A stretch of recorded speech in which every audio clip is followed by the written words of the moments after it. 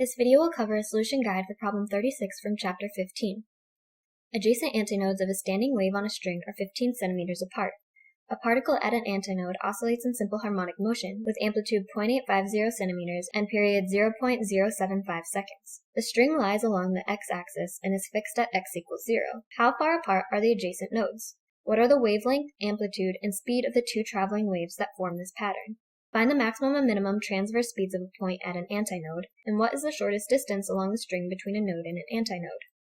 First, let's sketch out a portion of the standing wave to better understand the points the problem is talking about. The problem states that the adjacent antinodes of the wave are 15 centimeters apart. The distance between two adjacent antinodes is equal to half of the wavelength. So really the problem tells us that the wavelength of our standing wave is 30 centimeters. It also gives us the amplitude of the standing wave and the period. Part A asks for the distance between two nodes, but looking at our sketch, it's clear that this is the same distance that is between two adjacent antinodes.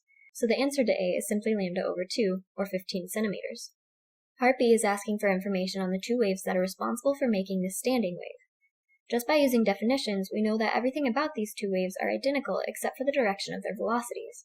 The wavelength of both waves will be identical to the wavelength of our standing wave, which we found earlier to be 30 centimeters. However, the amplitude of the standing wave is created by constructive interference of the two traveling waves, which means that the amplitude of the standing wave is twice the amplitude of one of the traveling waves, meaning their amplitudes are equal to 0.425 centimeters.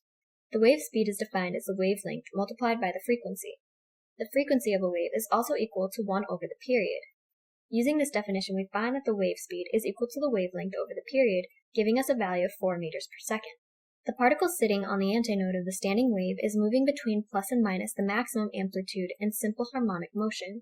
To find its maximum and minimum velocity, we first need to find the equation for its velocity in general. To do so, we start with the equation of the position of a particle on a standing wave.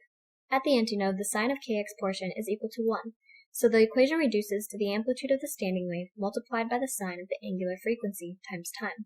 Taking a time derivative brings out a factor of omega, and the sine function turns into a cosine function.